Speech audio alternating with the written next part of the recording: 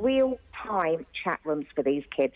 The language that was going on and the aggression that was going on in this chat room, it was quite scary, and I'm an adult. Do you think, because you mentioned the empathy aspect, do you think that even if links between gaming and, for example, real-life violence can't be proven, that nevertheless there may be a profound effect where players are simply inured against being shocked and their general empathy levels decline? Absolutely. They are choosing, the whole point of the game is to work your way through, to choose the best weapons you can based on their rarity. The rarer they are, the more killing impacts they have. They're starting off with axes, which are supposed to be used for building and things. There's guns. Each gun has a value attached to it, and each value is around the most damage. So you could be a really poor shot, but you get yourself, an assault rifle, bang, you can take out anybody and you don't need to be a good shot. You can just bang, bang, bang, bang, bang, bang. Okay, in Minecraft, for example, the axes could be used for building from memory. So what is it that actually the major attraction, it goes back to cops and robbers and cowboys and Indians, I suppose, but the major attraction is always having the gun in your hand, isn't it? That is the big draw card. Yeah, and the higher power the gun, the more kudos you have within the game. I mean, Space Invaders, you had a gun. It's like it's really interesting, where things evolve to what a point when people decide it's too much. I don't know. Yeah. So I think it's more the youth of the people that are playing, is it not? Yeah. Andrew, so you were going to say? How many people did you end up killing? Did I? Not that many, to be honest with you. I found the game quite frustrating because you're sort of in these time slots during the game. And because I was new to the game and I was finding my way around, I was probably killed more than I took people out. I think in the 2 weeks I took out round about 30 to 40 people. Did you floss? Sorry? Did you floss? Did I floss? No, I didn't. My daughter still tried to teach me that. You see, even Emma had to think about flossing. Can I ask you one final question? Absolutely.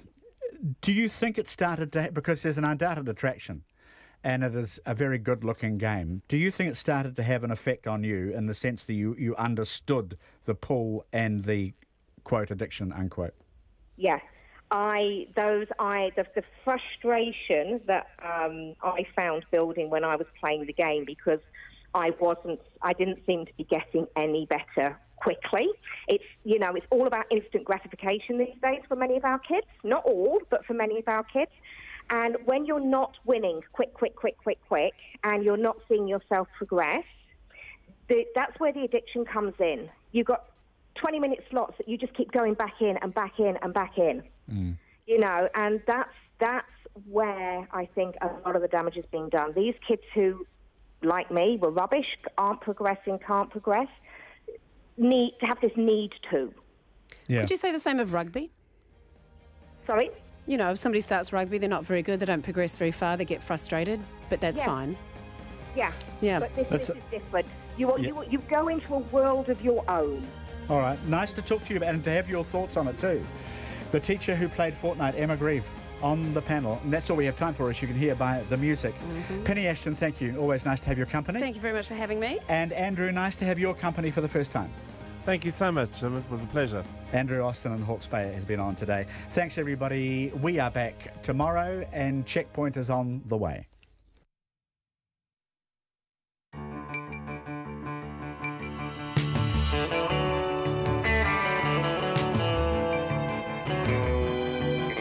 Ko te marae hoa mai hei kōrero, kei te haere, hei kaupapa, kei te karawhiua. Welcome to Checkpoint tonight. Living in a swamp house with water beneath them, mould all around them, and a sick child, and paying $520 a week for the privilege, the property, the family, the landlord and the minister.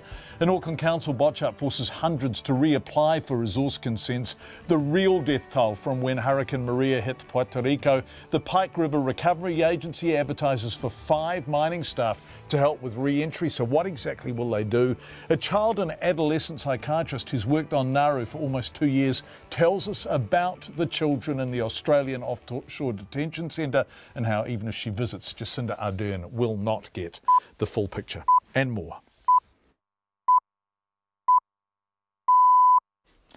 RNZ News at 5. Kia ora, good afternoon. Ko Katrina Bat in aho. An Auckland builder is worried a resource consent bungle by the Auckland Council could cause major headaches and delays. The council is contacting 430 property owners to tell them they'll need to get new resource consents for renovation or alteration work. The affected properties are in suburbs like Grey Lynn and Ponsonby, where special character rules apply. Charlie Bailey from Salamander Build says any hold-ups or plan changes have flow-on effects for people like him. It's a nightmare, really. You know, you've got everything planned. It's really hard to book in your subbies, and you've got workers that, you know, work for you. Sometimes you've got to lay them off, or you've got to try and pull other jobs forward. I mean, yeah, it's a bit of a nightmare. I just don't understand how they could get it so wrong, to be honest. Charlie Bailey. The council is offering to cover the cost of property owners getting new consents. One of the victims of the sexual assaults at the Labour Party summer camp says the decision to withhold the report into the incidents is an absolute disgrace. A 20-year-old man from Mount Roskill has denied 6 charges of assaulting 4 victims believed to be between 16 and 18 years old. Here's our Deputy Political Editor, Chris Bramwell. Labour's President Nigel Howarth says he'll implement all of the review's recommendations, but he won't be releasing the report. One of the victims, who wants to remain anonymous, says that's not okay. They also say there's a conflict of interest, as Mr Howarth was aware of the original complaints and is also the person in charge of implementing the recommendations. They say the report hasn't been released to the victims or the people who were interviewed for the review, which is also disgraceful. Mr Howarth will not comment, saying legal proceedings are underway. Atuiti whare Pāri Mata, ko Chris Bramwell aho. A prison officer told a senior detective he moved a camera to search for a 3rd prisoner involved in an attack on guards, not to protect his colleagues accused of assaulting a prisoner. Viju Devasi is one of 3 officers on trial after the prisoner was injured in Auckland prison in May last year. Edward Gay reports. Viju Devasi faces a charge of attempting to pervert the course of justice. His DVD interview with Detective Sergeant Steve Brewer was played to the High Court in Auckland today. Mr Devasi told the senior policeman that he had gone upstairs to move the camera after being told a 3rd prisoner was involved in a shank attack on his colleague. The court has seen evidence that the camera was moved away from where a prisoner was being held down by a group of officers and instead focused on the floor. He said he was panicking after seeing his colleague covered in blood and having flashbacks to 8 months before when he himself was attacked by prisoners. I Tāmaki Makoto, ko Edward Gay aho. The Unite Union is encouraging staff at takeaway outlets to speak up if they believe they're being underpaid for the hours they work. It follows action which the union supported at the Employment Relations Authority, which has led to a year-long ban on Burger King employing migrant workers. Anne-Marie May reports. In July, the ERA found Antares Group, which operates 82 Burger King restaurants, breached the Minimum Wage Act. It ordered the company to pay $3,500 compensation to the employee. Under immigration rules, employers ordered to pay such penalties are deemed to have breached employment law and are stood down from being able to support a visa application. The Unite Union National Secretary Gerard Hare says the Burger King case shows such problems are not confined just to small operators, but reach across most sectors and sizes of companies. Burger King has not responded to calls for comment. This is Anne-Marie May. Emergency services are responding to 2 serious crashes this afternoon. The police say several people are seriously injured after a crash on the Tekapo-Twizel Road in the South Island about 3 o'clock.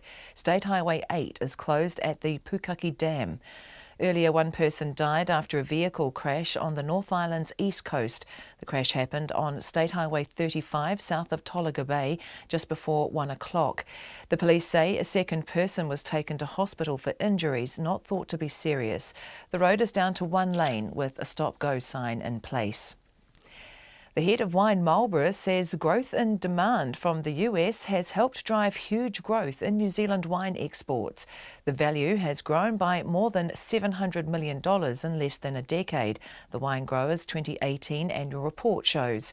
Volume has more than doubled since 2009, and export earnings in the year to June this year grew to $1.7 billion. Marlborough's 26,000 hectares of vineyards are 68% of the country's total. Marcus Pickens of Wine Marlborough says the strength of the US market has been a surprise. Even in the last 5 years, it's really just started to become so valuable to us. So it has been a surprise, but in the last few years, it's just been a continued market that's just building and going so well for us. Marcus Pickens of Wine Marlborough. New Zealand's productive vineyard area has grown 2% to just under 38,000 hectares. A powerful undersea earthquake has struck near New Caledonia, but no tsunami alert has been issued. The shallow magnitude 7 quake was centred about 370 kilometres east of the capital Noumea. It was just 10 kilometres deep. The Pacific Tsunami Alert Centre says there is no Pacific-wide tsunami threat.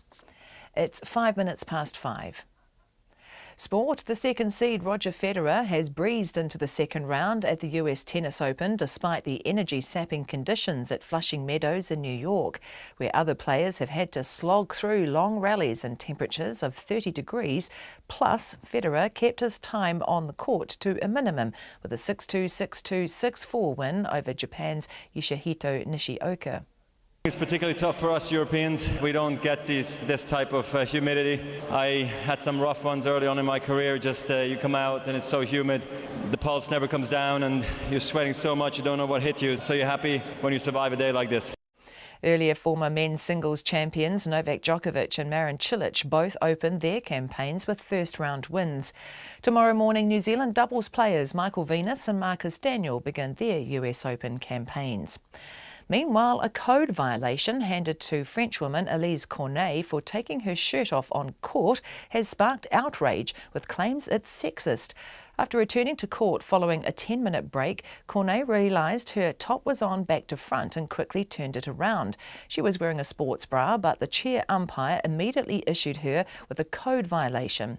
Tennis coach Judy Murray, the mother of former world #1 Andy Murray, took to social media to question the decision, pointing out men are allowed to change their shirts on court.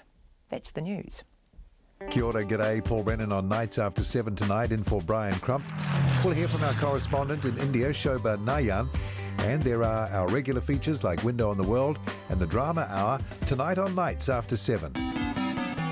The communal dynamic inside Rakhine State is now toxic. So I think for any Rohingya to go back now, while the conditions so unsafe, would be very dangerous. That's Lately with Karen Hay, 10 p.m. weeknights on RNZ National.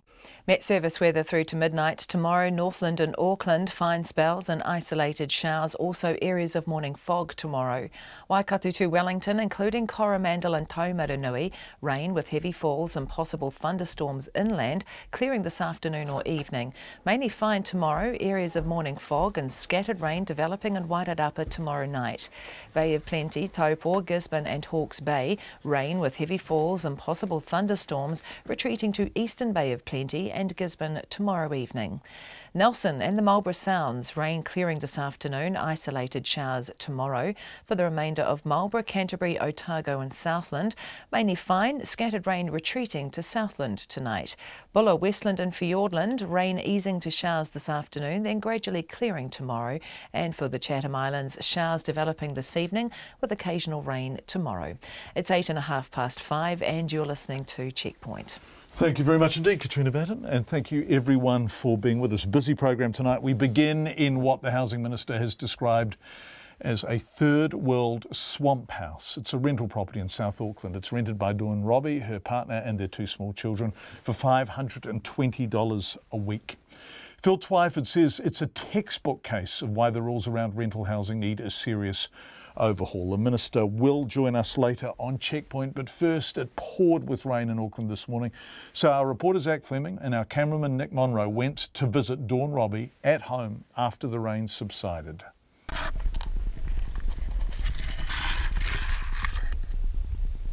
The swamp beneath. Oh, here we go. I don't even know what the hell this is. This is what is under my house. A rubbish dump in ankle-deep water. Makes the house damp, cold, mould. I think that's why we're getting My daughter's getting bronchitis at 10 months old, and this is the 3rd time she's got it.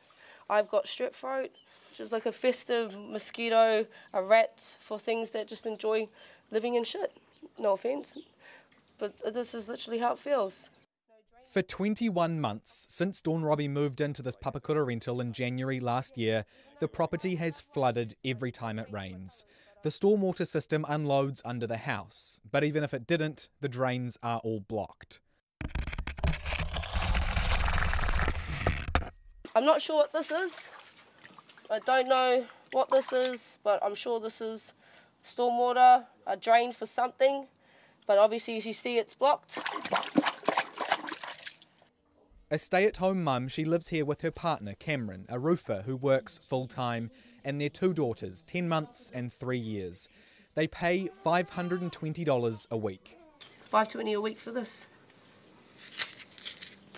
And it's all over there. That scrunch was Dawn crumbling polystyrene. It's floating in her swamp. But it's supposed to be her insulation. It's supposed to be keeping her family warm. Instead, what's happening is, on sunny days, the swamp evaporates, and that moisture goes straight up, crumbling her uncovered insulation, making her home damp and mouldy, and her family sick. Her 3-year-old is recovering after being hospitalised with bronchitis. Dawn has been begging her landlord for help. Well, like what it says in the tenancy, you talk to your landlord in the agreement, contact your landlord, because technically tenants aren't allowed to repair things until you tell your landlord, because then you can get in trouble for it. But her landlord, Arvin Raj, has been collecting her $520 a week and not much else. Hello? Hi, is this Arvin? Hey Arvin, my name's Zach Fleming. I'm a reporter at Radio New Zealand. I work on the Checkpoint program. I'm just standing in the middle of your property that Dawn lives at in Papakura. And I'm just wondering if I can have a quick chat to you about it. It's flooded at the moment, and I understand it floods every time it rains and has done that for about at least 21 months. Right in the middle. I'm busy at the moment. Just give me 2 minutes of your time, Arvin. It won't take too long. I'm just wondering why you haven't done anything to fix this problem. I'll give you my lawyer's number. No, I'd rather speak to you, not your lawyer, if that's okay, Arvin. Can you explain to me why you haven't fixed this? I'm busy at the moment. All right. What are you busy doing? I'm doing whatever I want to. All right. Can you talk to me, please?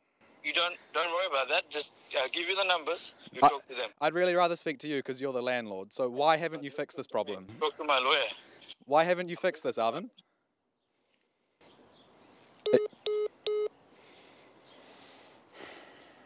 I texted Avon and asked for his lawyer's phone number. He never replied. But there isn't just a swamp underneath Dawn's house. You need gumboots to walk around her yard. As you can see, you sink in more. Sink in here. It's all swamp. The water has nowhere to go, so what does it do? It just sits on here, all over here. Oh, yeah. You okay? It's just lower here, as now my feet are drenched. But as the back, having all this shit, all this stuff. So you literally have to wear gumboots in your backyard? Yeah. The grass is long and unmowed because Dawn says it's too hard to mow her swamp. We can't play on it because it's swamp. We all dig under the ground. Look, I can jump in my water. I have my own pool, look. My own muddy, chocolatey pool. Anybody want to join me? But it's disgusting. I don't think anybody as tenants or should feel the right that we have to live like this, or we can't go outside, or we have to spend most of the whole year or 3 months of winter just to feel that we can't have fun, or we got to play on the concrete, or my daughter's stuff are all on the concrete because we can't play in this. So why hasn't she moved? I stay here because it's not easy for a person that has a dog, a child, and my partner works so much. We can't just keep picking up every time something bad happens, and we've got to give 21-day notice. Or does the tenancy tribunal honestly think that giving your landlord notices, that your tenants can give your landlord a notice and go, can you please do this? Don't you think they're going to laugh? My landlord laughs at me. So the property literally turns into a swamp when it rains. And the bigger problem here is that it's been like this for at least 21 months since Dawn moved in, and who knows how long before that. So even if Dawn just gave her notice and left the property, the next tenant would have exactly the same problem. problem. So, how do we fix this? How do we force landlords who refuse to even do the most basic of things, like provide a warm, dry, safe home, to do the right thing? The Housing Minister is asking for public feedback on ways to do that. He's looking at, quote, introducing new tools and processes into the compliance and enforcement system. For Dawn, maybe not too little, but definitely too late. For Checkpoint, Zach Fleming.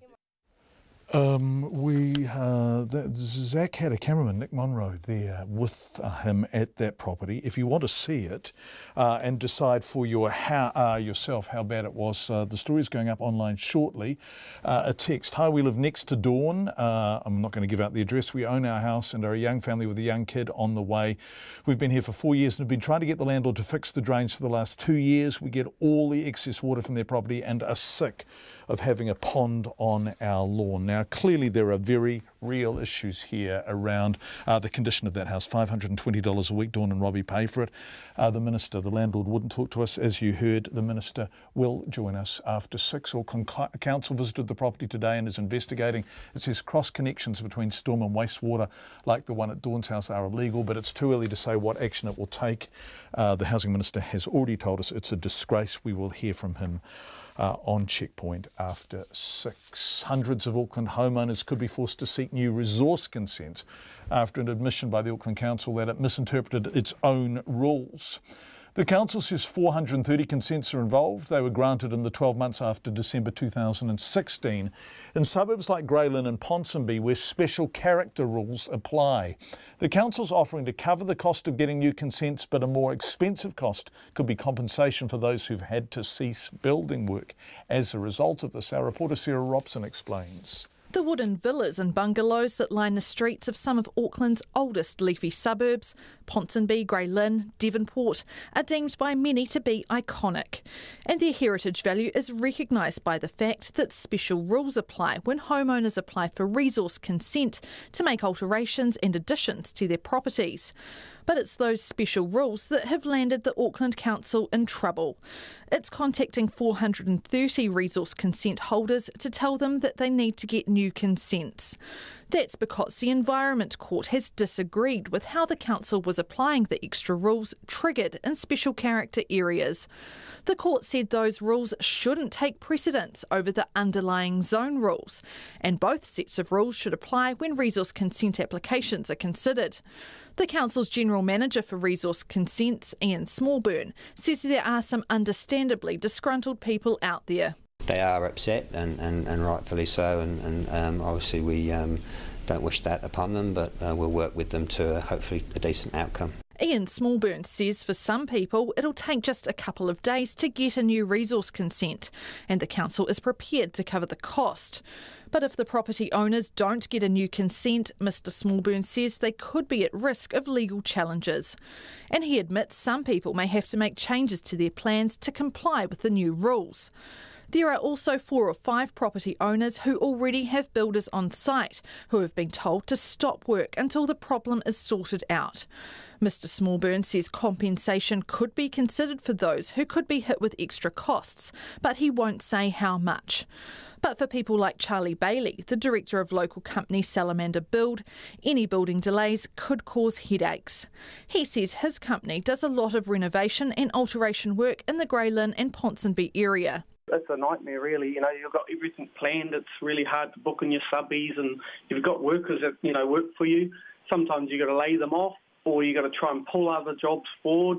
I mean, yeah, it's a bit of a nightmare. I just don't understand how they could get it so wrong, to be honest. And Charlie Bailey is worried that some of the work he's got coming up could be caught up in the consent bungle. We've got another 2 jobs coming up in there, and we've also got one going on at the moment that's had a bit of a stop works to it due to the heritage factor.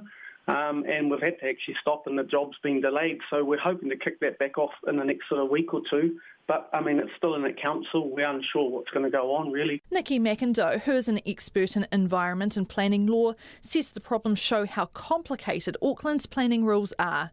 And she says it's a hassle for those affected by it. They've done their best to get the resource consents to authorise works which they are undertaking on their properties. through no fault of their own, will find themselves in a situation where they now need to go back and patch up the situation to ensure that they're not in breach. The Auckland Council says it's looking to change its planning rules to resolve the issues, but that could take at least a year. Mō te hōtaka o te ahi, ko Sarah Robson, aho. 20 minutes past 5, an enormous amount of feedback already coming in on rental properties and a warrant of fitness supervision for their conditions, and lots of commentary about how we get this right. Text us 2101. The Minister is joining us after 6 o'clock. A child and adolescent psychiatrist who spent almost 2 years on Nauru working with refugee children says he's tried to talk to the Prime Minister in advance of her visit there but received no reply. Jacinda Ardern will join the Australian Prime Minister and Pacific Island leaders on Nauru next week. She's under growing pressure to resettle refugee children detained there as part of Australia's controversial offshore detention program in New Zealand. Dr. Vernon Reynolds, a New Zealander now based in Canada, provided psychiatric care for the children, working for International Health and Medical Services, who are contracted by Australia's Department of Home Affairs under Peter Dutton. Of course, he's treated dozens of children on Nauru, and after increasingly vocal criticism of their condition and continued detention, has been told he can't return. He believes the Prime Minister will not be shown the full picture when she's on Nauru, and says she needs to know what the reality is. I've been waiting for our dear Prime Minister to contact me to give her some of my thoughts. I've certainly offered that invitation to her. I'm really pleased she's going there. I think it's a great opportunity for her and New Zealand to speak out on these issues. I think we have to speak strongly that this is an intolerable situation which has a political solution, and that is really the only solution that these children have. We can offer them a home, and I know New Zealand's already offered to take 150 people from Nauru, and Australia has declined. We can put pressure on Australia to make that happen, and I think we should. We can speak out loudly. We can speak out in the UN. We can use whatever means to give these innocent and vulnerable children a voice, which they have not had up to date. So you say you've reached out to the Prime Minister. How have you done that? I've sent her a letter through the email channels that the Parliament and Labour Party offer, but unfortunately I've not heard anything back yet. Dr. Reynolds is a child and adolescent psychiatrist. Is this an appropriate place for children to be? Not at all. Not at all. I mean, it is a toxic environment to grow in, and I'm sure it has damaging effects on all of the kids. And I guess the more vulnerable are the ones that we've seen, or the ones where the families were disrupted for various reasons. So, yeah, these kids need to get off that island. They need to be put into an environment where they are able to be children and supported to have healthy experiences and a caring environment, and that's just not possible in Nauru, not for this cohort. Dr. Reynolds, can you tell me what you saw most often as a child and adolescent psychiatrist working with these children and young people? What was it that you were treating?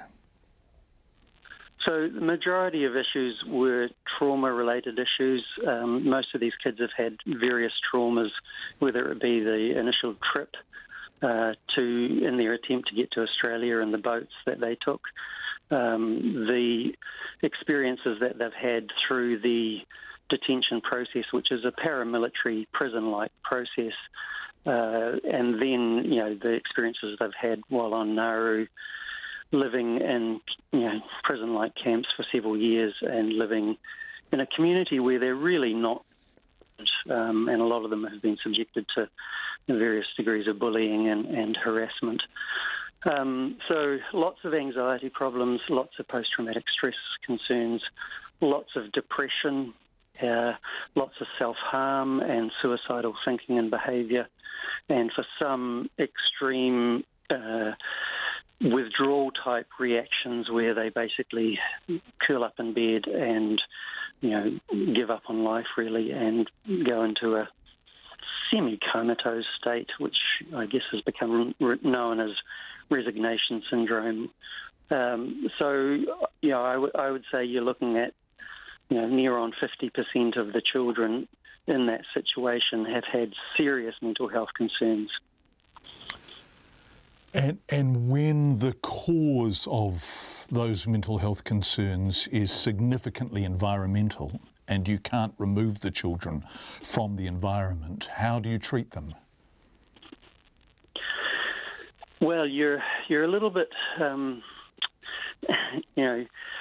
tied by what you can do. And as you say, the main cause of these illnesses is the environment, which is quite toxic to both their physical and mental well-being, as well as healthy development for any child.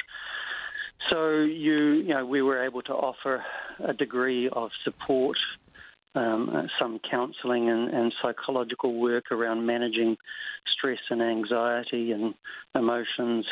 We were able to offer some parenting support, and I guess what happens in these environments is parents become paralysed, they become unwell themselves, and their ability to provide, effective parenting to their kids deteriorates. So there was a lot of work around trying to support parents to actually actively parent.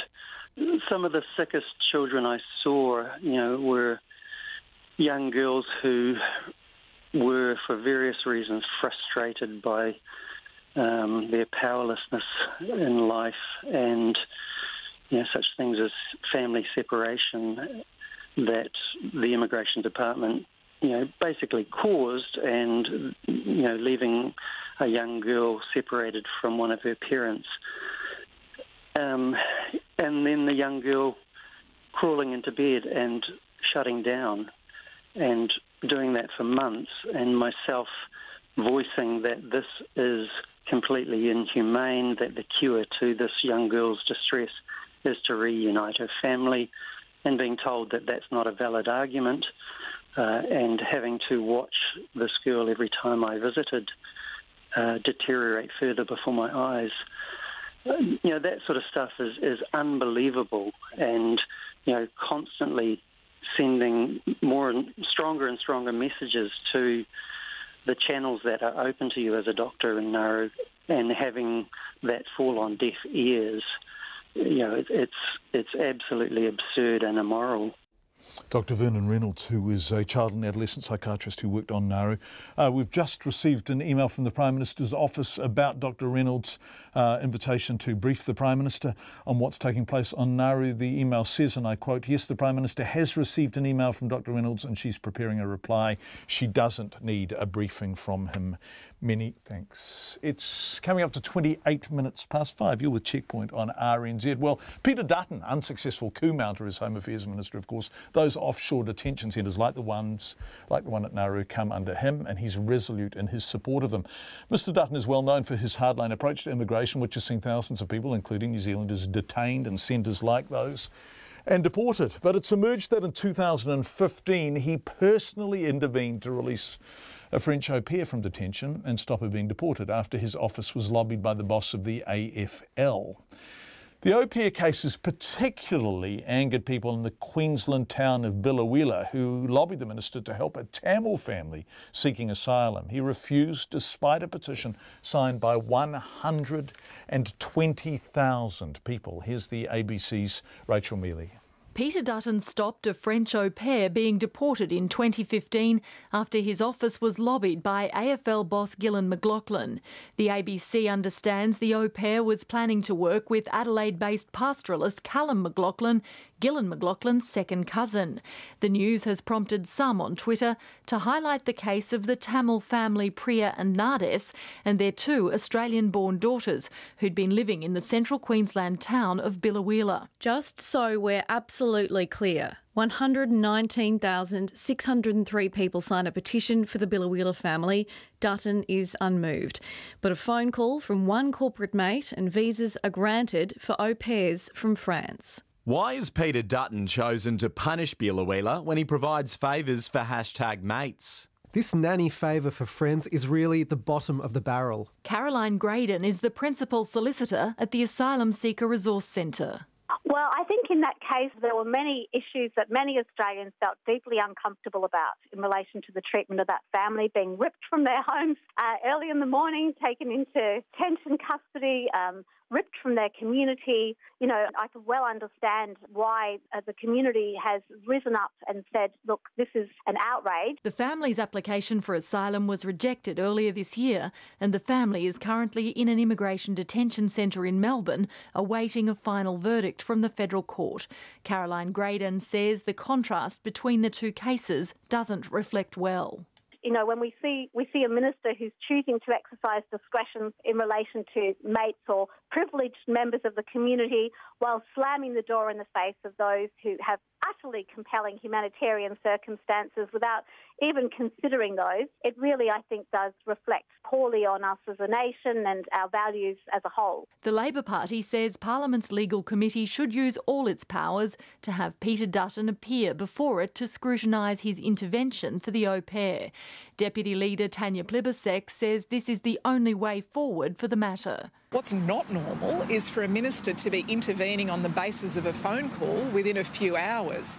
There are questions, of course, about whether there are connections here with a donor to the Liberal Party. We don't know the answers to these questions, and that's why it's critical that the minister and senior departmental officials appear before the parliamentary inquiry into these au pair visa issues. Callum McLaughlin's father has donated about $150,000 to the Liberal Party since 1999. Mr Dutton's office has denied the donations played any role in the decision. Gillan and Callum McLaughlin have not responded to questions from the ABC. Liberal Senator Matthias Cormann says a Senate inquiry will look into the matter.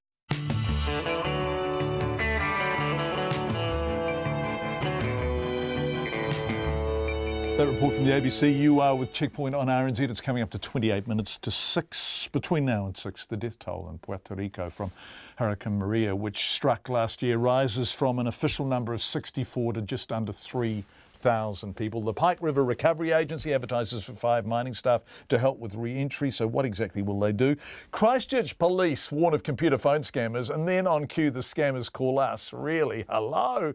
And Madison is next with business news. But before any of that, here's Katrina Batten with the headlines. The Auckland Council's resource consent bungle could cause major headaches and delays for builders. More than 400 property owners will now have to get new resource consents for renovations or alterations after the council failed to follow its own rules. Most of the affected properties are in Greylin and Ponsonby, where special character rules apply.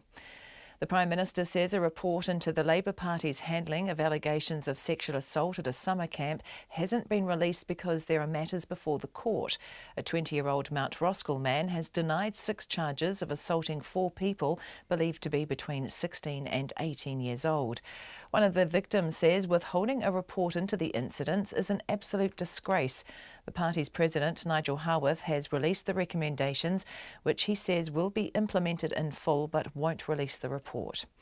A prison officer told a detective he moved a camera to search for a 3rd prisoner involved in an attack on guards, not to protect his colleagues who are accused of assaulting a prisoner in Auckland prison in May last year. The court has seen the evidence. The camera was moved away from where the prisoner was being held down. Viju Devasi is charged with attempting to pervert the course of justice. In the interview played in the High Court in Auckland today, Mr Devasi said he was panicking and having flashbacks. The Unite Union says workers at takeaway outlets should speak up if they think they're being underpaid. The union supported action at the Employment Relations Authority, which has now banned Burger King from employing migrant workers for a year. It says the Burger King case shows the employment problems are not confined to just small operators. A powerful undersea earthquake near New Caledonia has created small tsunami waves locally, although no tsunami warning has been issued. The shallow quake hit about 370 kilometres east of Noumea. It's been upgraded to a magnitude 7.1 after initially being reported as a magnitude 7. Those are the headlines. I'm back at 6 o'clock. Thanks very much indeed, Katrina, which is 26 minutes away. Yeah, that's right, isn't it? Yes. Madison Reedy is on the other side of me in the studio. Hi, Madison. Good evening. Genesis Energy Plans. Not in line with the rest of the industry. What does this mean and why are they doing different stuff? So Genesis Energy, which is the largest energy and electricity retailer, came out today with its financial results, and its net profit after tax was only 20 million, which on the face of it doesn't look so good. That's down 83% on the previous year's financial results. But within that, there was some one-off costs there from re-evaluating its generation assets. So its underlying profit was actually up 8%, so not all too bad. And a bit more about Genesis, they have some hydro and wind plants, but they also own that Huntley Power Station as well, so which is all coal and gas energy that comes out of that, which is pretty old school. And there's obviously a lot of change happening in the energy sector at the moment. So its competitors, the likes of Contact Energy, Meridian, Mercury, there's all this talk about, this transition to a low-carbon economy, to lower carbon emissions, especially with that backdrop of the emissions trading scheme that the government's talking about at the moment. And all of these other companies are talking up investment and trials in the likes of electric vehicles, solar power, even crazy things like battery-powered grids. But Genesis is doing a little bit of that, and they actually have an area in the Wairarapa where they are trialling some of those types of things in some households down there. But they're not focusing on it too much. I spoke to the chief executive, Mark England, today, and he's a little bit more focused about actually becoming an energy management company. So that's where they're focused and what they see themselves as in the future. And when I asked him if that actually is what being a low carbon emission energy company is in the future, he was pretty adamant that it was. And he said that actually having customers be able to engage in managing their own energy usage is actually pretty crucial for them saving energy, which is environmentally friendly. Right. You don't look so convinced. No, I just could hear the media training in advance of that conversation, Madison. But look, let's talk about an iwi Focus Fund, which is changing its investment strategy. Yeah, so there's this iwi focused fund that's been created by 26 iwi and Māori entities. We already knew it was going to be created. It kind of came out last year. It's called the Te Puia Tāpapa Fund. But now they've said that they've closed off their capital raising and they've got $150 million in their coffers that they're going to spend. So they're obviously looking to spend that. They want to either buy into companies alongside other funds or just buy some assets as well. Now, typically iwi, which are pretty lucrative, I mean, we've got Ngāti Whātua, which is one of the biggest kind of commercial property owners in Auckland. There's also Tainui Group Holdings in the Waikato, which makes very, very large investments there. So they are obviously very active in this space. But this fund suggests that there's a bit of a new movement to invest in new sectors. So they actually want to move away from the likes of property and primary industries. And basically they're just focused on long-term investment. They did kind of flag technology is something today that they're rather interested in. So we're yet to see what their investment strategy is. They haven't decided yet, but there's definitely more to come there. So it's all about that kind of long-term focus there, which is all to do with investing for kaupapa. Nice, Madison. Madison continued all of that while I was staggering to the corner of the studio to start coughing. What happened on the markets today, Madison? Well, obviously after yesterday's outage, we had some very high trading volumes today. So the NZX top 50 index closed super high. It was up 1.6%. That was some very high trading volumes there with a nearly 150-point gain to close at another record of 9,362. Genesis Energy, their share price was up about it was down 1.5%, so that news wasn't taken all too well.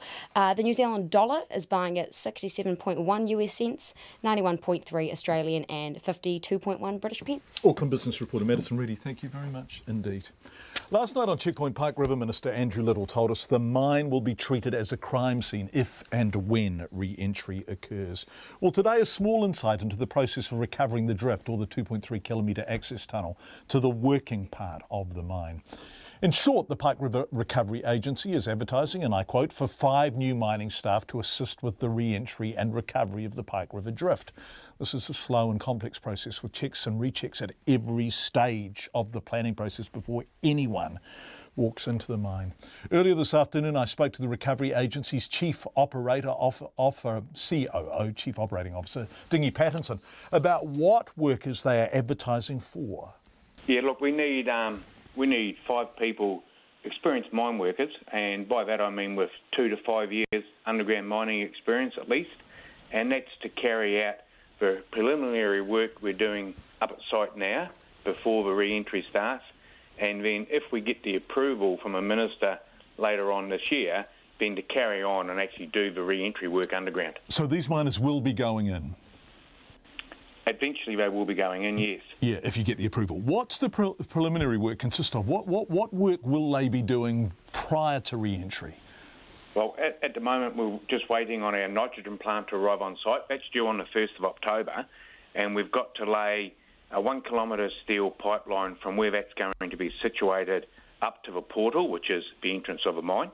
And then also from there, we have to lay, and that's a steel pipeline, and then we have to lay about 7 kilometres of polypipe up through the bush to our boreholes, and that's a distance of 3.5 kilometres, but it's a twin line that we have to run, so we can get nitrogen up to the boreholes as well. So does that work? We've got to install emergency doors on the entrance of a mine. So if there's an emergency, you've got to be able to, it's a regulation, you've got to be able to close the tunnel remotely. So we're due to get those fabricated. We've had them designed. And once we get them fabricated, we've got to actually install them. So does that work? So yeah, quite a bit of prelim work before we even start. Which is to make it safe, absolutely safe. Right. How far have you been up the mine since the explosions? Look, I was part of a mines rescue team that went in the 300 metres originally back in November. It was back in 2011. Yeah. About July 2011 or something like that. And then we built the wall that was built at 170 metres in. And what's it like in there, Dingy? Oh, look, in that first 300 metres we went, there was no obvious damage at all. And so, and this is an interesting thing, isn't it? Because, and it's a tough conversation to have. The families want a number of things. They want to understand what the hell happened. And Andrew Little told us on Checkpoint last night this will be treated as a crime scene and evidence will be gathered. There's also a hope that some bodies may be discovered and even potentially recovered, which would be an amazing thing for those families. But it's important to have clarity around how many bodies will be discovered. At the moment, you are only looking at the drift up to the rockfall, right? And it is likely that there aren't many bodies in that area. Is that your assessment? Look, and you're totally correct for what you say. Our mandate is to only recover the drift up to the rockfall, and what was said on radio last night about it being a crime scene, that is absolutely correct. So we have to treat it as such. We don't know what we'll find in the drift. We do know some obvious stuff. We've had camera footage from down boreholes. We've had camera footage from robots up to 1,500 metres. So there's around about probably 600 metres up to the rockfall that hasn't been explored at all, and we don't know what we'll find in there. But we'll be bringing equipment out that's in these areas as well. We'll be identifying what equipment needs to come out to be analysed, and that will come out.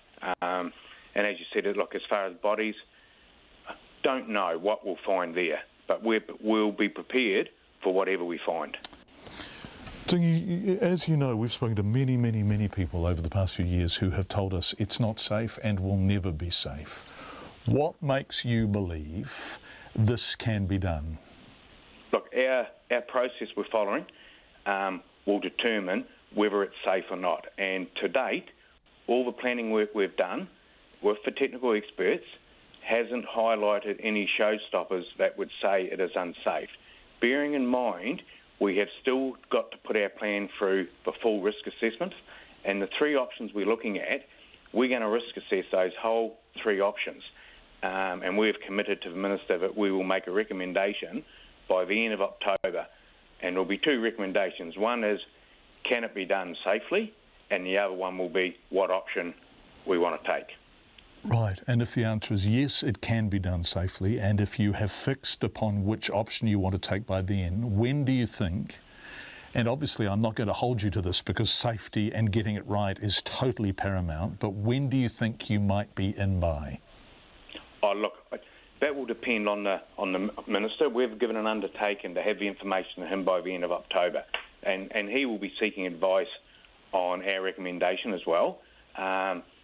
Look, if all went to plan, we could be breaching the seal, which the seal is a 30-metre wall, we could be breaching that by the end of the year, if not early next year. That's the Pike River Recovery Agency's Chief Operating Officer, Dingy Patterson. Real name, Kevin Patterson, but I don't think he's been called that by anyone for very many years. It's coming up to 5:45. You are with Checkpoint on RNZ. We turn now to the curious case of Albatross Close. Excuse me, parts of the Whitby Street. Those of you who don't know where Whitby is, it's over the motorway from Puerto Rico, past the boat sheds that Sam Hunt used to so famously live in, the inlet there. And parts of one street in Whitby have been sinking, and not just a centimetre here or there, but 1 whole metre in one place in a little more than a month. Puerto Rico City Council's Transport Manager, Mike Evans, is on the line and joins me now. Hi, Mike. Welcome to Checkpoint. What's causing this sinking? We think the major cause is an underground water course that changed course after the November 2016 earthquake. We've got pictures up, so if you're listening on the radio, it really is quite striking. So the subsidence, it looks like the hill, the slope is giving way on one side, but the road it actually looks like there's been an earthquake itself. There's sort of tears and falls, and the road's just disappearing, isn't it? Yes, it's sort of a slump more than a slip. We've discovered that the slip plane is about 11 metres under the surface, so we've been monitoring it for the last 6 months, and once it started moving in June, it's just with the recent rain, it's deteriorated quite quickly. Yeah, and not just monitoring, I believe you've been doing remediation, you've been doing work, haven't you, spending money there?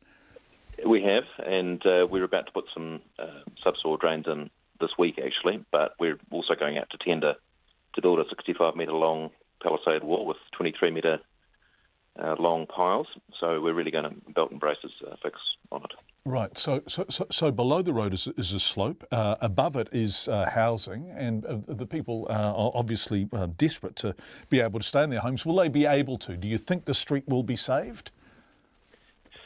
Yes, the houses are actually on firmer ground. Well, this came up, and we had a street meeting with the residents last night, and actually the geotechnical engineer was talking to that very point and saying that the houses themselves, we're monitoring their movement. There doesn't seem to be any significant movement, and so we believe the residents are quite safe. OK, so it's a matter of supporting the road. How long will it take to do that, and how much will it cost? You said you're just tendering. Any idea, ballpark? Well, the estimates were about $1.5 million, so it's quite significant cost that the council has approved. We will get some subsidy from the transport agency, we hope. Maybe I've just been living in Auckland too long, but $1.5 million sounds like bloody good value for me. That looks like a hell of a lot of work you're doing. Maybe we're just used to the absurd, ridiculous prices for everything up here. So $1.5 million, the subsidence will stop, the road will be sound, the street will be restored to full working order, and everything will be as it should be going forward. My least favourite phrase, I apologise. That's all right, that is the plan, yes. We're quite confident that this will be an enduring solution. Excellent. And when will it be enduring by? We're going out to tender, so that will be a little bit dependent on the tenderer, but the construction finish date is between mid-January and mid-March. And Mike, in the meantime, can residents stay there? You say the homes that they're in are on sound ground, and they certainly look to be totally intact, but they can't come and go, right? They can't use the street to get in and out. No, that's right. There's about 3 or 4 houses that are affected in terms of being able to get in and out of their houses. And we've also built a sort of temporary road down on the neighbouring park and managing that with traffic lights, etc. Puerto Rico City Council's Transport Manager, Mike Evans, joining us live with what sounds like a solution for Albatross Close in Whitby, just north of Wellington. Thanks, Mike. We appreciate your time. Let's go to an altogether different league of tidy up, and one that has been terribly underestimated, particularly by central government in America. Hurricane Maria tore through the US territory of Puerto Rico nearly a year ago, causing $90 billion in damage and knocking out key infrastructure and power supplies. Authorities put the death toll at 64. That was the official figure for a very long time. But now that figure has been massively revised, 46 times the previous estimate, to just under 3,000 lives lost. It comes in a report by researchers in Washington, which has been accepted by officials on the island of Puerto Rico. The BBC's David Willis has the details. Hurricane Maria was the most powerful storm to hit the Caribbean island in almost a century. A monster of a weather system which made landfall with winds of nearly 250 kilometres an hour and left millions of dollars of damage in its wake. Comparing the storm to Katrina in 2005, President Trump initially marvelled at what appeared to be a relatively low loss of life. But now it seems the death toll from Maria might dwarf that of the hurricane that devastated New Orleans. A study undertaken by researchers here puts the number of people who died either directly from the storm's wrath or from its aftermath at nearly 3,000. We are officially changing or we are actually putting an official number to the death toll. We will take the 2,975 number as the official estimate. Hurricane Maria took what little this impoverished island had and reduced it to rubble. Power supplies were knocked out, power lines were cut, roads became impassable. Worst affected were the poor and the elderly. The governor concedes Puerto Rico wasn't prepared for a storm like Maria, but hopes it can learn from the experience. It's a time to show solidarity with all those who have lost family and friends. It's also a time to reflect on what we did well and what we did badly, so that we can have a better response in the future. Making such improvements won't be easy. Parts of the island are still without power nearly a year after the hurricane, and some 60,000 homes are still said to be lacking a proper roof. The Trump administration has said it will continue to support the island's government, but Puerto Rico was bankrupt long before Maria pitched up on its shores, and its best hope may be to pray that such a disaster never happens again. The BBC's David Willis. Debate over the freedom of speech is lighting up with the upcoming visit of former US Army intelligence analyst Chelsea Manning, who is viewed as a hero by some and a traitor by others. Her criminal conviction for leaking hundreds of thousands of classified documents means she needs a special visa to enter New Zealand to speak at two events in Auckland and Wellington next month. The National Party says Ms Manning should be denied entry to the country, but freedom of speech experts say she was a whistleblower. She should absolutely be allowed in. Amy Williams reports.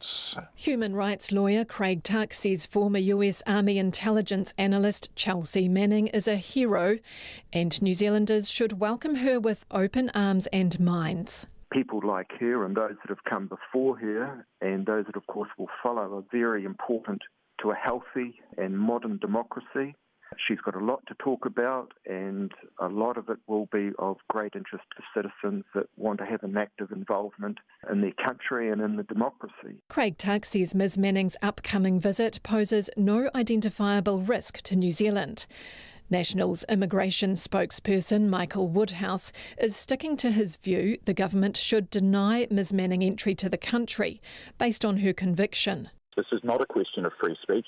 She's free absolutely to say whatever she wants. She's not free to travel wherever she wants. Other countries have already denied her entry, and the purpose of her visit is to profit from her crimes. I think that's highly inappropriate and shouldn't be allowed.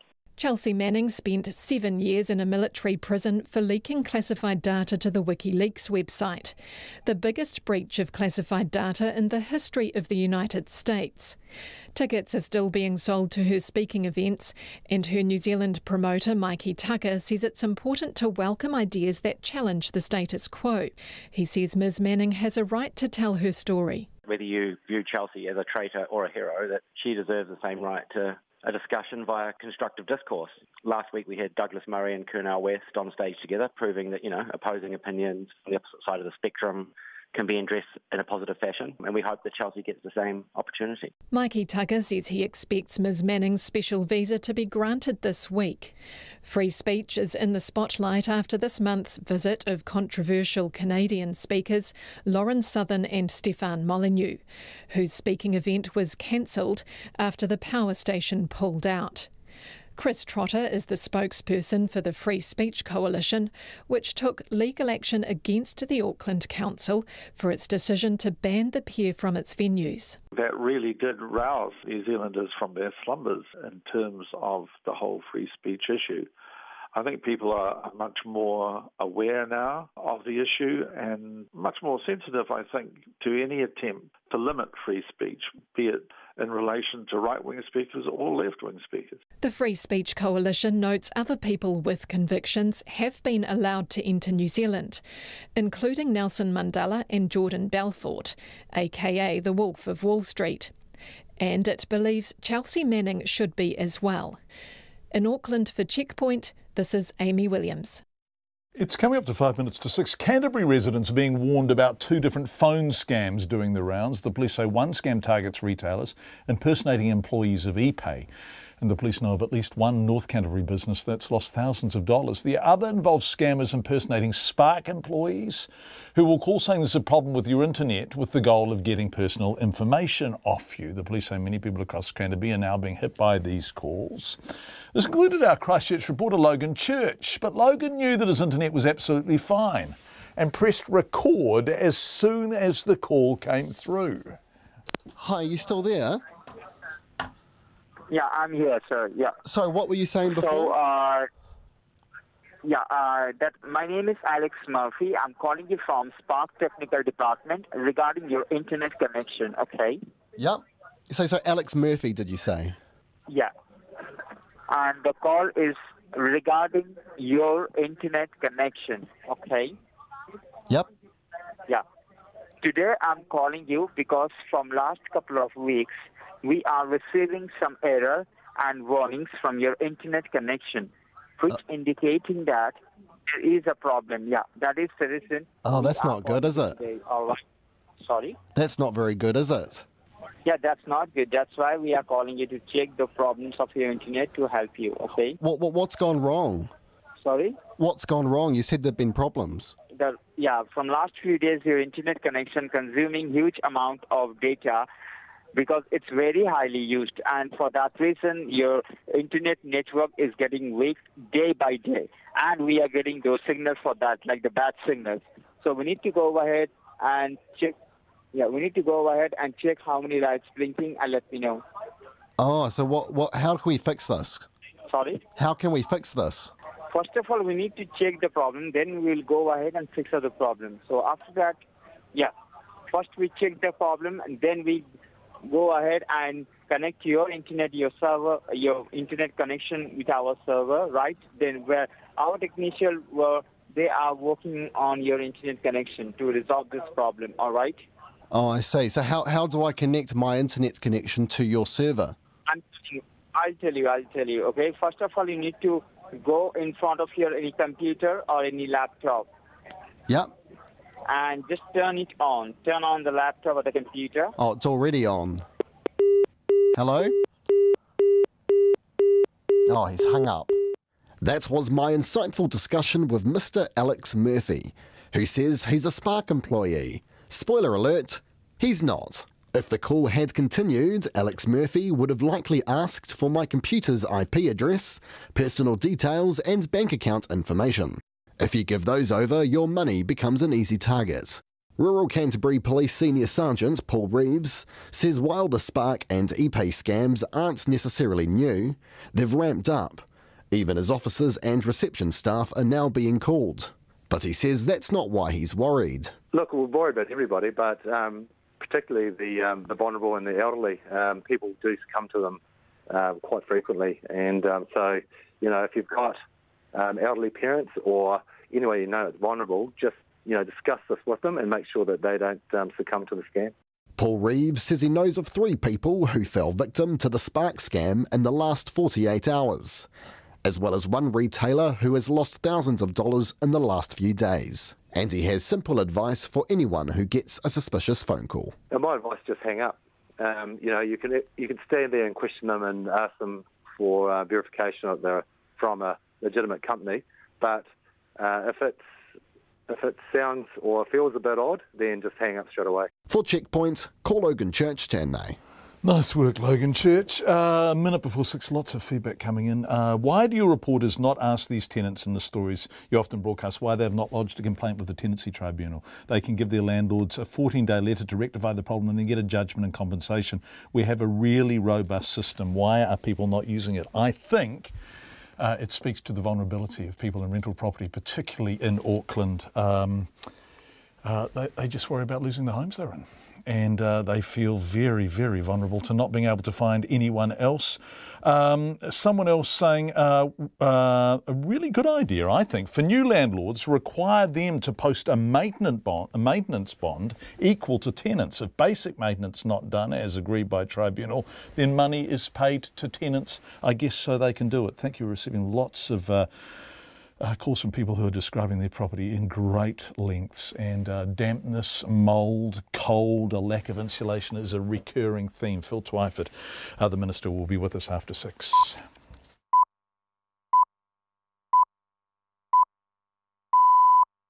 RNZ News at 6. Kia ora, good evening. Ko Katrina Batten, aho. A child and adolescent psychiatrist says at least half of the young refugees on Nauru suffer serious mental health afflictions, mainly trauma. Vernon Reynolds has worked for International Health and Medical Services, a firm contracted by the Australian Immigration Authorities to provide health services at the detention centre on the island. It currently holds 119 refugee children. Mr Reynolds told Checkpoint many children suffer trauma and anxiety, and they often withdraw. I saw probably around 50 kids in my time there. I think when I first went there was probably about 150 children in total. So, one third got to see a child and adolescent psychiatrist. I would say you're looking at, near on 50% of the children in that situation have had serious mental health concerns. Child psychiatrist Vernon Reynolds, who's worked on Nauru. A lawyer says a resource consent bungle by Auckland Council shows just how complicated the city's planning rules are. The council is contacting 430 property owners to tell them they'll need to get new resource consents for renovation or alteration work. The affected properties are in suburbs such as Grey Lynn and Ponsonby, where special character rules apply. The Environment Court has disagreed with the way the rules are being applied, and now the council has to make changes. Environment and planning lawyer Nikki McIndoe says it's a hassle for those caught up in it. They've done their best to get the resource consents to authorise works which they are undertaking on their properties. Through no fault of their own, will find themselves in a situation where they now need to go back and patch up the situation to ensure that they're not in breach. Lawyer Nikki McIndoe. The Prime Minister says an independent report into the Labour Party's handling of allegations of sexual assault at a summer camp hasn't been released because there are matters before the court. The party's president has released the recommendations, including developing a more effective relationship between Young Labour and the Labour Party and reviewing the party's code of conduct and its policies around alcohol, sexual harassment, bullying and its complaints procedure. Here's political reporter Joe Moyer. A 20-year-old man from Mount Roskill with interim name suppression has denied 6 charges of assaulting 4 victims believed to be between 16 and 18 years old. The Prime Minister, Jacinda Ardern, says she's yet to read the full report. However, it wouldn't be made public because the events detailed in it are still before the court. Ms Ardern says the review was undertaken for a reason and the party knows there are things it needs to do differently. From Parliament, Joe Moyer. A white police officer in the US state of Texas who fired 5 bullets into a car carrying a group of unarmed teenagers has been found guilty of murdering a black 15-year-old last year. The case has been seen as highly significant, as many similar cases have failed to secure convictions or even charges. The BBC's Charlotte Gallagher reports. Roy Oliver sprayed bullets into a car full of children as they were leaving a party in the city of Dallas. One of those bullets hit Jordan Edwards, a 15-year-old high school football player who tried to flee when he heard gunshots coming from a nearby car park. Oliver said the car had been trying to reverse into his partner, but his body camera footage proved that was a lie. In recent years, there have been a number of high-profile cases of unarmed black men and boys dying at the hands of US police. Charlotte Gallagher. The promoter of speaking events for the ex-US Army intelligence analyst Chelsea Manning expects a special visa allowing her into the country to be granted. Her criminal conviction means she needs a special direction so she can speak at events in Auckland and Wellington. The Free Speech Coalition has asked National's immigration spokesperson Michael Woodhouse to reconsider his comments that other countries have denied her entry and New Zealand should as well.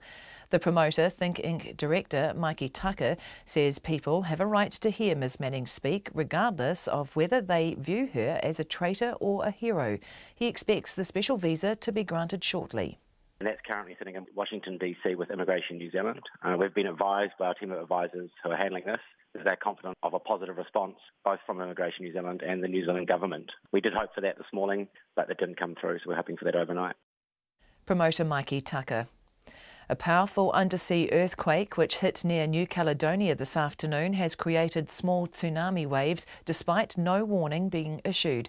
The shallow quake hit about 370 kilometres east of the New Caledonian capital of Noumea.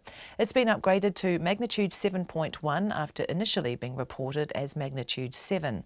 The Pacific Tsunami Warning Centre says there is no Pacific-wide tsunami threat, but it now says waves of about 17 centimetres have hit the shores of the Loyalty Islands, about 250 kilometres east of the epicentre.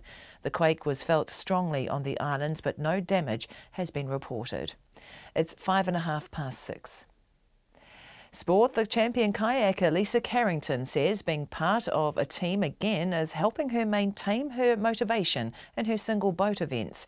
Carrington is hoping to compete in 4 events at the Tokyo 2020 Olympics, having again claimed 4 medals at the recent Canoe Sprint World Champs.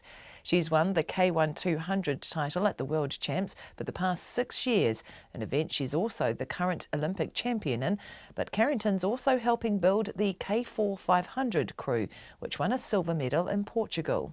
It's been pretty challenging to do, but also incredibly rewarding. Not necessarily physically doing the event, but learning to work together and grow and support an entire team and have something that lasts longer than I'm around.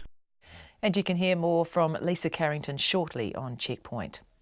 The Central Coast Mariners coach Mike Mulvey says Usain Bolt should get some game time in a club trial on Friday night, but admits the sprint legend does need to learn a few things. The 8 times Olympic champion is on trial with the A-League football club, hoping to gain a professional contract, and Mulvey says he's pleased with the progress Bolt is making. The thing that he's struggling more than anything else right now is getting used to the football fitness. You know, when you do track and field, it's virtually a straight line, and a track coach will never ask you to decelerate or accelerate, the way that we do. You know, it's multi-directional movement in football, so he has to get used to that. Mike Mulvey. And All Blacks TJ Perenara and Ardie Savea have been named in the Wellington side for their match against the Southland in Wellington on Friday night. That's the news. A raging president. Donald Trump woke up on Tuesday and decided to search for himself, so he went to Google News, plugged his own name into the search box and became enraged and angry local. You can't find one person that can give an alternative that's less than $100 million. That's pure incompetence! And a temperamental whale. She may start to get upset if a boat or a drone encroaches in their personal space. Chill out with Morning Reports with Susie Ferguson and Guy Espiner, weekdays from 6 on RNZ National. Then on 9 to noon, gluten-free dogs, animal owners falling for potentially risky fad pet diets. And after 10, author Jean Sasson on her long-awaited new book in her Princess series, charting life as a Saudi woman. Join me, Catherine Ryan, on 9 to noon after Morning Report on RNZ National. Met Service weather through to midnight tomorrow. Northland and Auckland, fine spells and isolated showers. Also areas of morning fog tomorrow. Waikato to Wellington, including Coromandel and Taumaranui. Rain with heavy falls and possible thunderstorms inland. Clearing this afternoon or evening. Mainly fine tomorrow. Areas of morning fog and scattered rain developing in Wairarapa tomorrow night. Bay of Plenty, Taupo, Gisborne and Hawke's Bay. Rain with heavy falls and possible thunderstorms. Retreating to Eastern Bay of Plenty and Gisborne tomorrow evening. Nelson and the Marlborough Sounds, rain clearing this afternoon, isolated showers tomorrow. For the remainder of Marlborough, Canterbury, Otago and Southland, mainly fine, scattered rain retreating to Southland tonight. Bulla, Westland and Fiordland, rain easing to showers this afternoon, then gradually clearing tomorrow. And for the Chatham Islands, showers developing this evening, occasional rain tomorrow. It's exactly 9 minutes past 6 and you're listening to Checkpoint. Thank you very much, Katrina. Lots of people telling us us how they deal with scammers over the phone. Ross from Whangarei, who's 81, says he leads them on with an old man voice, and just as they're starting to get a bit cocky, he gets out a whistle he keeps by the phone and gives them a blast. We should give you a call, Ross, and get a sample of your whistle on air. Thanks, everyone. It's lovely hearing from you. We want to return to our lead story from earlier in the program about a family paying $520 a week in rent for a home in Papakura, which is currently on top of what is effectively a swamp. The house's stormwater pipes aren't connected properly, and so they send rain flowing directly under and around the home. It's been like that for at least 21 months. The entire time, Dawn Robbie, her partner Cameron, and their two girls aged 3 years and 10 months have lived there. The result is an unusable swamp for a yard, an ankle-deep swamp under the house, the moisture from which, when it rises, crumbles her uncovered polystyrene insulation, makes her home damp and mouldy, and as a result, her family sick. Her 10-month-old is currently recovering after being hospitalised with bronchitis. It's the little girl's third bout. Dawn has been trying to get her landlord, Arvind Raj, to fix the swamp for more than a year now, to no avail. Mr Raj hung up on us when our reporter Zach Fleming called him earlier today. So what do tenants do in situations like this? I spoke a short time ago to Housing Minister Phil Twyford. Well, this swamp house is really a textbook study in why we desperately need to overhaul the rules relating to the quality of rental housing in New Zealand. It's an absolute disgrace. Okay, and so when is that overhaul happening? So very soon I'm going to release draft standards that will be implemented as part of the Healthy Homes Guarantee Act, which was the second bit of law that the new coalition government passed at the end of last year. And it's going to set minimum standards for heating, for insulation, for drainage under and around houses, for ventilation and for draft stopping. And the whole package is designed to ensure that houses can be maintained in a warm, dry state. And when will those minimum standards be enacted, enforced and be meaningful? They will kick in July next year. We're also consulting on the kind of phase-in period for that. So we haven't resolved exactly. For instance, one option is that we would require that every new tenancy agreement, as the tenancy turns over, the landlord will have to certify that the property meets these standards, or we could set a date by which the whole, all 600,000 rental properties have to be up to standard. But so we're going to work that out through the consultation period. Or what? So from July next year, if homes aren't up to standard, what happens? A landlord who certifies that the property meets the standards and then it's found they don't will face a fine of $4,000 and restitution compensation. So pretty hefty fines, and we're beefing up the investigatory powers of the ministry so that we're not only relying on tenants complaining and we're not only relying on kind of a trust-based system. There will be a program of risk-based investigations designed to root out the kind of most egregious breaches of the law. There's real vulnerability in this section of the market, isn't there? I mean, if we look at Dawn and Cameron's case, and we're using this home as a sort of universal in the particular, but not only is it utterly unsatisfactory that there is so much water beneath it and there is so much mould inside it, and it is in this kind of condition, they're paying $26,000 a year to live there.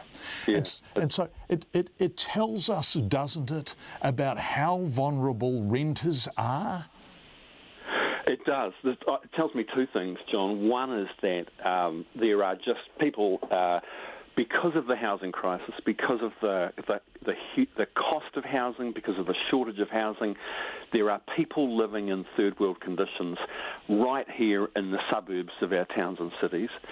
And secondly, the very unbalanced power relationship between renters and landlords, that again is a result of the market. And I'm sorry to interrupt, but does that mean that people aren't axiomatically going to blow the whistle on crappy properties? Because a crappy property is better than no property at all, right? That's what I was going to say. The very unbalanced power relationship means that people won't complain because they think that this is the best they can find, or they're terrified that if they complain, they'll be out on their ear.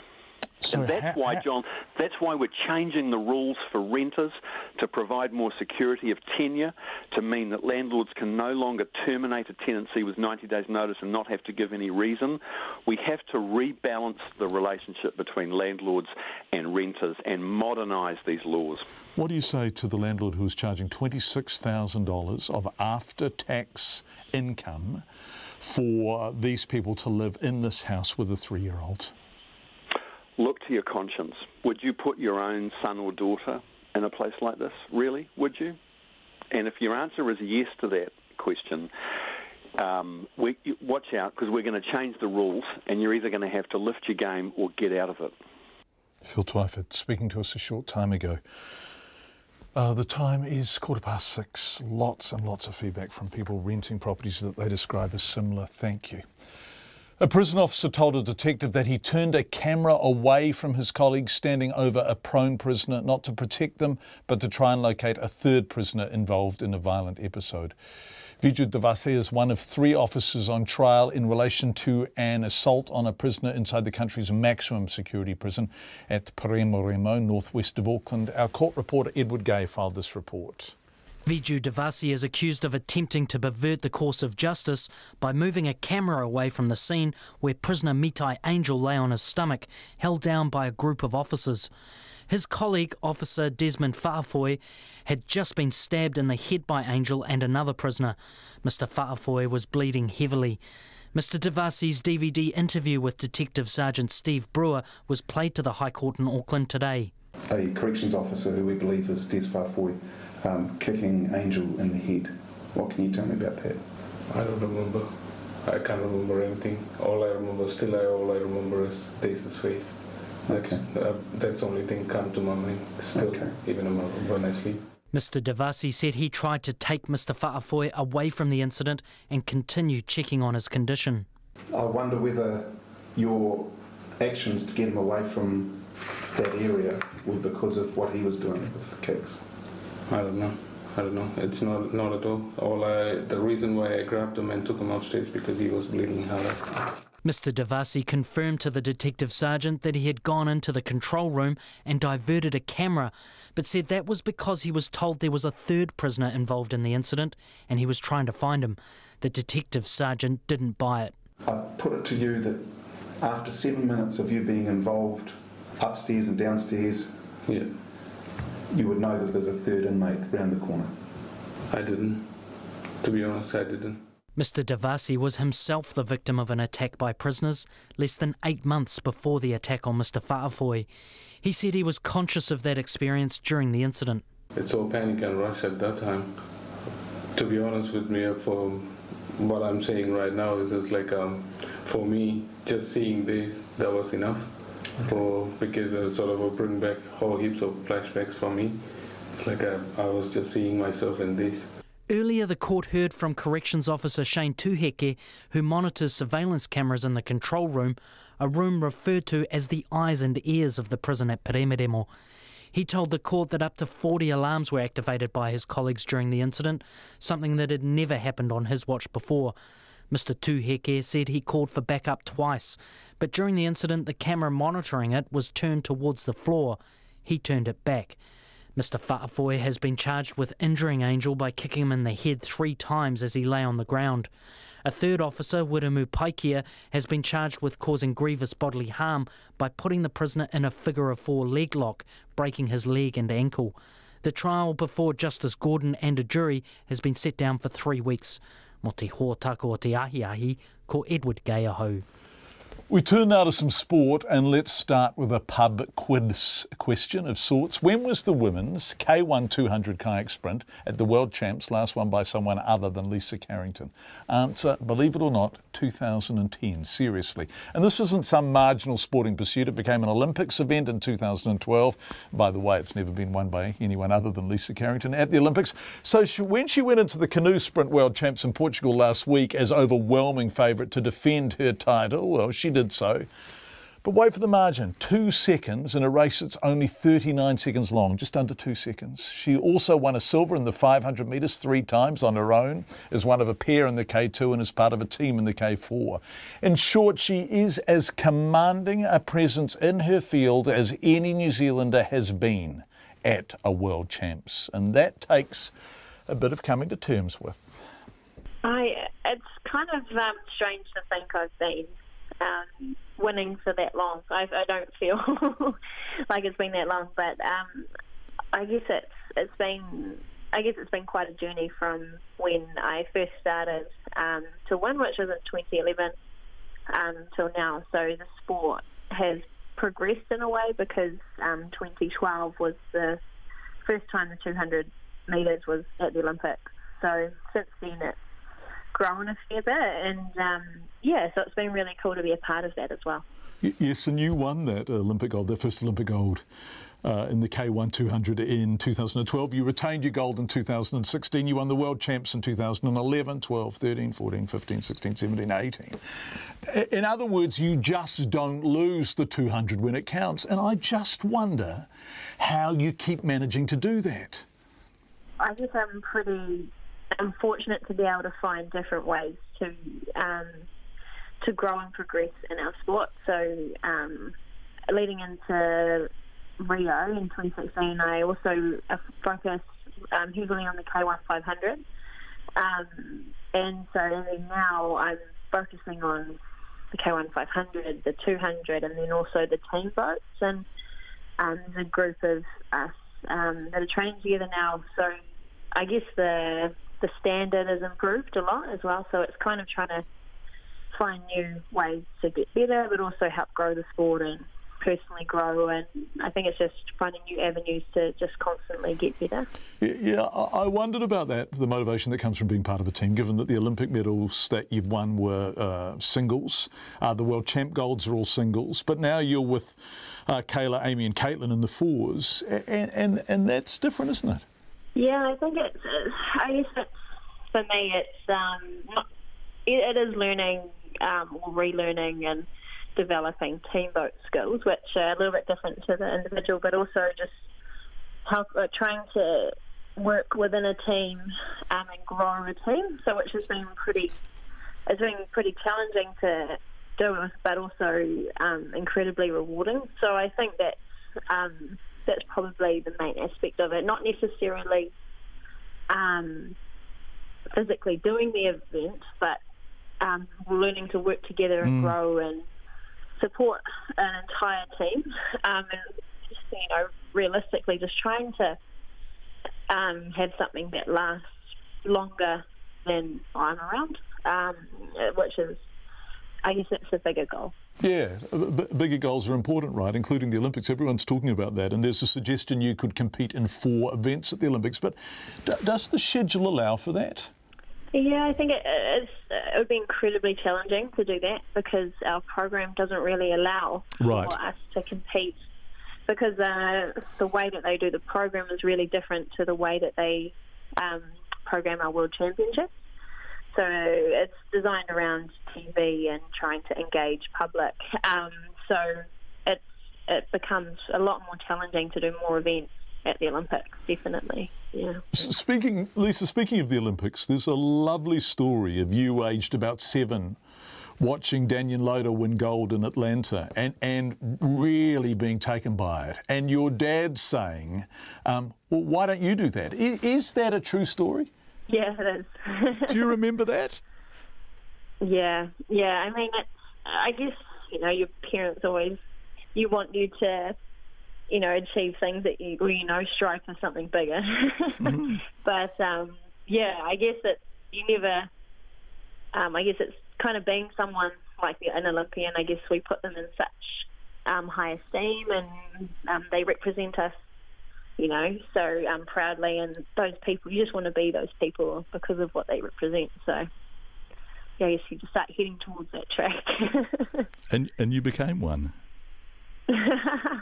And now, and now the lovely thing is that the equivalent of you as a little girl is looking at you and thinking, I want to be like Lisa Carrington, right? Yeah, Yeah, I mean, it is odd to be in the opposite role, but yeah, I mean, if someone is inspired, I think that's probably the success you look for. Lisa Carrington, isn't she fantastic? Won the World Champs every single year since 2011. So much excellent feedback coming on how people deal with scammers. Frank, when the Windows service people, I've had them who claim to be from Windows are phoning up to service your computer. He tries to convert them into Satanism. Says they don't stay on the line for long. Steve says his son kept the scammers online for ages, giving them technical details of his microwave. JT says, I asked the scammers to hold for a minute while I switch my computer on, then I hold my phone against my smoke alarm and press test. Excellent. As for the housing, regarding that disgusting house that Dawn is forced to live in, wouldn't it be nice if we had a law that forced the landlord to swap houses with their tenants until they bring their rentals up to a healthy standard? I suspect many slumlords would fix issues a lot quicker, says Ian. And this is quite a long one, but I'm going to read it out. John, I rented 6 Grammar Zone properties. That's an Auckland thing, if you're wondering what the hell that is, in the Epsom Green Lane Mount Eden area over 11 years. Only one of my landlords was a New Zealand citizen. Most were happy to hide behind property managers, all breached my rights as a tenant, and despite running a barrister's office specialising in urgent litigation for a living and having an excellent grasp of the RTA, I had to take 2 landlords to court. Unlike sales agents in real estate, there's no official body to complain to about property managers other than the ministry. They don't need any qualifications or memberships to be property managers, and they act like fraudsters. One bragged to me about extorting money from international students. Goodness gracious me. Thank you for your feedback. We really enjoy your company. 2101, as you know, is the text number. Well, the Queen of Soul, Aretha Franklin, has gone on display in all her finery in an open casket in her home of Detroit. As her voice poured out from loudspeakers outside the Charles H. Wright Museum for African American History, long queues of fans snaked their way around the building waiting to get a glimpse. Franklin died this month, aged 76. This report from the BBC. The moment I wake up, before I put on my makeup, I say a little prayer for you. For fans of Aretha Franklin, it's been the ultimate pilgrimage. What you want, baby, I got it. What you need, you know I got it. Crowds lined up from the early hours as they waited to say a final farewell to their beloved Queen of Soul. But before she said goodbye, she made one last entrance. Ever the diva, a white vintage Cadillac transported her in a golden casket. For those waiting patiently to see her, the mood here was melodic, not morose. R-E-S-P-E-C-T, that's just what it means to me. R-E-S-P-E-C-T, take care TCB. Why have you decided to queue up here to pay your last respects? I couldn't have did it for a better person. She is all of that and a bowl of soup. I'm honoring her today. You know, she means a lot to me, my family, you know, to everyone. She is the Queen of Soul, but she paved the way for a lot of black singers. And the D has turned it up for Aretha. Aretha Franklin will lie in state at the city's African American Museum for another day. Her style, her grace, and her ruby red heels on show for one last time. It was beautiful. She looks like she was just sleeping. She had on red shoes. Her dress was so elegant. She looks really pretty. Her face is just like she was relaxed. Aretha Franklin will be remembered as America's voice in more ways than one. She fought for gender and racial equality, supported charities and communities she cared about, and remains a role model to so many in Detroit and beyond. She was a global superstar who never forgot her hometown roots. This week, her hometown is showing the world they'll never forget Aretha Franklin.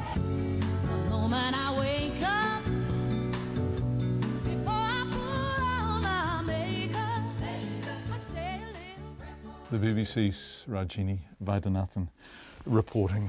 Aretha Franklin's funeral will take place in Detroit on Saturday, New Zealand time, Friday their time, of course. It will feature tributes from an all-star lineup, including Stevie Wonder, Jennifer Hudson, Faith Hill and many more. Her longtime friends, including Motown legend Smokey Robinson and former US President Bill Clinton, are also expected to speak.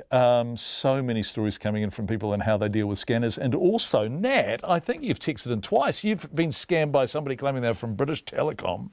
And also somebody claiming they call from Windows. By and large, computer companies don't cold call you in the evening, do they? If somebody phones up from Windows, well, I mean, Microsoft's profit is big because they don't cold call tech calls. My favourite, though, well, not my, I mean, I think Frank evangelising on behalf of Satan was pretty hard to beat, but this one is great. Dealing with scammers, my husband puts on a deep, sexy voice and asks, "What are you wearing?" They get quite angry. We just laugh.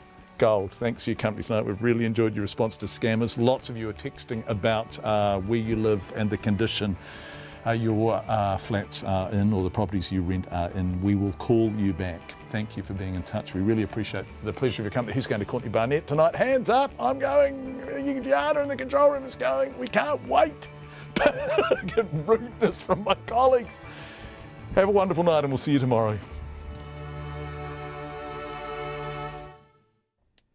RNZ News headlines at 6:30. A child psychiatrist says at least half of the 119 refugee children in detention on Nauru suffer from serious mental health afflictions. Hundreds of property owners may have to seek new resource consents after a bungle by Auckland Council. And waves up to a metre above the tide line are possible along the coasts of Fiji, New Caledonia and Vanuatu after a shallow magnitude 7.1 quake in the region. There is no tsunami threat to New Zealand. Our next news and weather is at 7. How many friends do you really have? Even if you count everyone you know or like on Facebook or Instagram, it's probably going to add up to one number. You've only got 150 slots for friends and family generally. The digital world isn't really going to change that. How our networks work? That's on the TED Radio Hour on Sunday at 7.